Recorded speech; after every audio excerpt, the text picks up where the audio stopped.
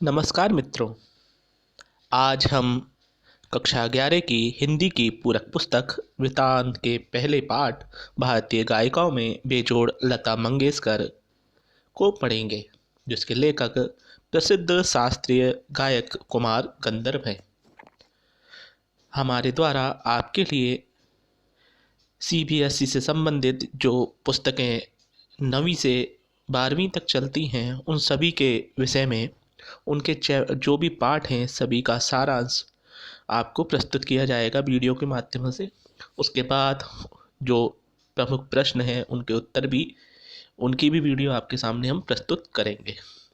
तो शुरुआत हम पहले 11वीं और 12वीं से करेंगे। और 11वीं का हमने पहले वितान जो पुस्तक है उसको हम लेके चले हैं, जिसमें वितान के तीनों जो पाठ हैं उनको हम सबसे पहले देखेंगे। वितान के बाद आरोह 11वीं जो कक्षा है उसके लिए, और उसके बाद हम 12वीं कक्षा का जो दोनों पुस्तक हैं उनको लेके चलेंगे। तो यहाँ हम वितान भाग 1 जिसका पहला पाठ है भारतीय गायकों में बेजोड़ लता मंगेशकर को देखेंगे। तो चलते हैं। यह मेरा channel CBSE Hindi with Mathura Das, इसे याद रखें और आगे हमारे साथ जुड़े रहें।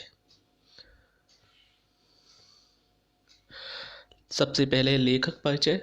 लेखक कुमार गंधर्व का नाम भारतीय शास्त्रीय गायन के क्षेत्र में जाना माना है। आपका जन्म 1924 ईस्वी में कर्नाटक के बेलगांव के सुलेभावी गांव में हुआ था। इनका पूरा नाम साड़ी दा रमैया कामकली था। आपने 10 वर्ष की अवस्था में ही पहली मंचीय प्रस्तुति दे दी थी। आपकी प्रसिद्धि मालवा लोक धुनों और हिंदुस्तानी शास्त्रीय संगीत के सुंदर सामंजस्य में है, जिसका नमूना आपके द्वारा गाए गए कबीर के पदों में मिलता है। आपने लोक व्यवहार में रचे बसे लुप्त प्राय पदों का संग्रह किया और उन्हें स्वर देकर अंतर्राष्ट्रीय पहचान दिलाने का महत्वपूर्ण कार्य किया। आपके इस योगदान के लिए आपको कालिदास सम्मान व पद्म विभूषण सम्मान से अलंकृत किया गया। आपका देहावसान सन 1992 ईस्वी में देवास मध्य प्रदेश में हुआ। लेखक द्वारा जो लता मंगेशकर के विषय में लेख लिखा गया है उसका प्रारंभ होता है। लेखक ने लता मंगेशकर के गानपन के बहाने शास्त्रीय संगीत व चित्रपट संगीत के संबंधों पर अपने मत रखे हैं। यह लेख मूल रूप से हिंदी में लिखा गया है, परंतु इसकी भाषा सांगीतिक धरोहर लिए हुए है। लेखक एक संस्मरण से लेख प्रारंभ करता है, जिसमें वर्षों पहले लेखक के बीमार होने, इसी दौरान रेडियो पर लता जी के मधुर गीत का लेखक के मन को छू जाने और लता जी को प्रसिद्ध गायिका नूरजहां के गायन से आगे निकल जाने की बात कही है। जिस समय लता मंगेशकर गायन करती थी उसी दौरान एक प्रसिद्ध गायिका रही नूरजहां, जो अब पाकिस्तान विभाजन के बाद तो पाकिस्तान चली गई, पाकिस्तानी गायिका हैं। लेकिन लता मंगेशकर ने अपनी गायकी से उनको भी पीछे छोड़ दिया, यह लेखक का मत है। लेखक आगे कहता है कि लता जी ने नई पीढ़ी के संगीत को संस्कार दिया और आम जन में संगीत विषयक रुचि पैदा करने में महत्वपूर्ण योगदान भी दिया। इसका श्रेय वह लता जी को देते हैं। एक शब्द आया है गानपन, इससे संबंधित प्रश्न भी आएगा। गानपन जैसे मनुष्य में मनुष्यता होती है, वैसे ही किसी गीत में गानपन होता है। वह उसका नाद, सौंदर्य और बहुत सारी विशेषताएं जुड़कर उसको गानपन एक संज्ञा देती है। तो गानपद का तो आप समझ गए। आगे जब हम प्रश्नोत्तर कराएंगे तो उसमें और स्पष्ट तरह से हम इसको प्रस्तुत करेंगे। आगे पढ़ते हैं। शास्त्रीय संगीत की पृष्ठभूमि को चित्रपट संगीत से मेल कर हर आमजन की जुबान पर लाना कोई आसान बात नहीं है।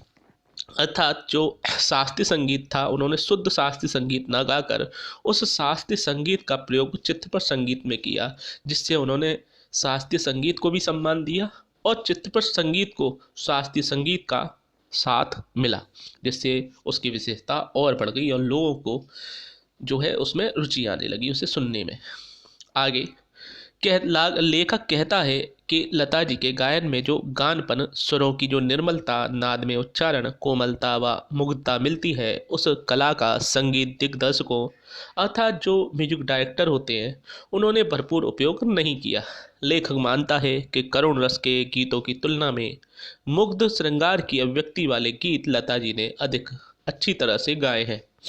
लेखक शास्त्रीय संगीत व चित्रपट संगीत की तुलना को निराधार मानता है। दोनों का इतिहास, पृष्ठभूमि व क्षेत्र अलग अलग हैं, परंतु लता जी ने शास्त्रीय संगीत व चित्रपट संगीत जो फिल्मों में जो संगीत आता है का मेल कराया है, जिससे खानदानी गायक संतुष्ट नहीं है। खानदानी गायक अर्थात जो शास्त्रीय संगीत है वो विभिन्न खानदानों में बटा हुआ है, अलग अलग राजस्थानी, अलग अलग जगह हम देखते हैं उनके नाम। वे कहते हैं कि चित्पट संगीत ने लोगों के कान बिगाड़ दिए हैं, अर्थात उच्च कोटि के संगीत को आमजन ना समझता है और ना ही उसे समझना चाहता है। जबकि लेखक मानता है कि चित्पट संगीत ने लोगों के कान सुधारे हैं। क्योंकि उसके द्वारा अब शास्त्रीय संगीत को भी चित्पट संगीत में लाकर चित्पट संगीत को उच्च कोटि का बनाया गया है और लोग भी कुछ जो है वो शास्त्रीय संगीत को कुछ हद तक समझने लगे हैं। लेखक शास्त्रीय संगीत को केवल स्वांत सुखाय तक ही सीमित मानता है, यानी कि शास्त्रीय संगीत जब लोग उसे समझ ना सके तो उस शास्त्रीय संगीत को गाकर आप सिर्फ अपने सुख के लिए ही उसको गा रहे हैं। दूसरा जब उसको समझ नहीं पा रहा है तो वह स्वांत सुखाय कहा जाता है। जबकि चित्तपट संगीत को परहित सुखाय मानता है। चित्तपट संगीत यानी फिल्मों का संगीत ही होता है जो दूसरे लोग उसको सुने और उनको उनको आनंद आए।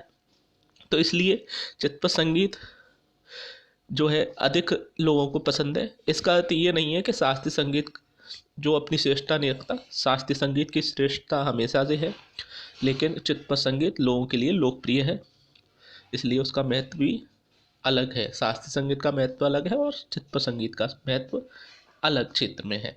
शास्त्रीय संगीत को जानना आम आदमी के लिए कठिन है, जो उसकी रुचि को भारतीय संगीत से दूर कर देती है। जबकि चित्रपट संगीत में लोगों को संगीत सुनने व समझने की सोच प्रदान की है, वह भी बिना किसी अतिरिक्त प्रयत्न के, यानी कि उन्हें शास्त्रीय संगीत को समझने के लिए आपको भी शास्त्रीय संगीत आना चाहिए, लेकिन चित्रपट संगीत सुनने के लिए हमें इन सब की आवश्यकता नहीं है। फिल्मों का संगीत सुन के हम खुद ही मदमस्त हो जाते हैं, उसके लिए हमें ये नहीं देखना होता कि कौन सी तान कौन सी ताल लग रही है, ठीक है। इसलिए बिना किसी अतिरिक्त प्रयत्न के हम उसको बड़े आसानी समझते हैं और उसका आनंद ले पाते हैं। चित्रपट संगीत ने शास्त्रीय रागदारी के साथ लोकगीतों को भी संजो कर रखा है। जैसे चित्रपट संगीत की बेताज, ऐसे ही चित्रपट संगीत की बेताज सम्राज्ञी हैं लता जी। उनकी इन्हीं गायन विशेषताओं ने उन्हें अन्य गायकों से उत्तम व लोकप्रिय बनाया है। लगभग आधी शताब्दी बीत जाने पर भी उनके गीतों का प्रभाव संगीत प्रेमियों के मन से कम नहीं हुआ। लता के कारण चित्रपट संगीत को विलक्षण लोकप्रियता के साथ लोगों का शास्त्रीय संगीत की ओर बदला दृष्टिकोण भी मिला है। अब अंत में हम ये जानेंगे कि हमने ये जो पाठ पढ़ा इससे हमें क्या जानकारी मिली। यह वह जानकारी है जिनसे आगे चलकर आपको प्रश्नोत्तर करने में, प्रश्नोत्तरों को हल करने में आसानी होगी।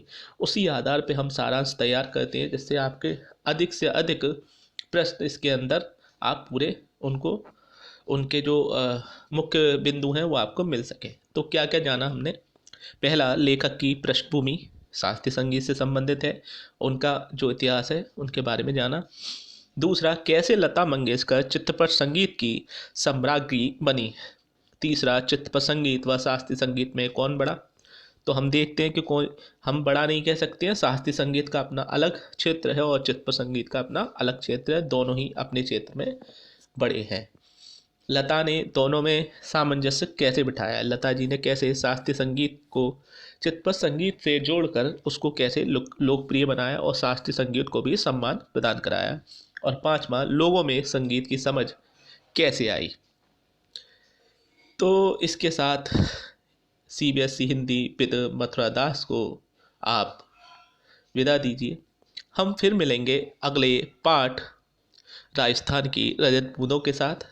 इसी तरह प्रेम बनाए रखिए, हमारे साथ आगे बढ़ते चलिए और इस तरह हम CBSE के जो हिंदी की पुस्तकें हैं 9वीं से 12वीं तक, उन सभी के सारांश को देखेंगे। इस सारांश को बहुत संक्षिप्त रखा जाएगा। इस बार मैंने क्योंकि पृष्ठभूमि बनाई है इसलिए थोड़ा समय अधिक लगा। आगे सिर्फ पाठ के बारे में ही बताया जाएगा। पहले सारांश आएंगे सभी पाठों के, उसके बाद सभी के प्रश्नोत्तर आएंगे और परीक्षा के समय प्रमुख बिंदु भी दिए जाएंगे। साथ ही ये भी बताया जाएगा कि परीक्षाओं में अच्छे अंक कैसे ला सकते हैं, चेकिंग किस तरह से की जाती है और किस तरह से अच्छे अंक आपके आ सकते हैं। तो आगे मिलते हैं। आज के लिए दीजिए विदा। धन्यवाद।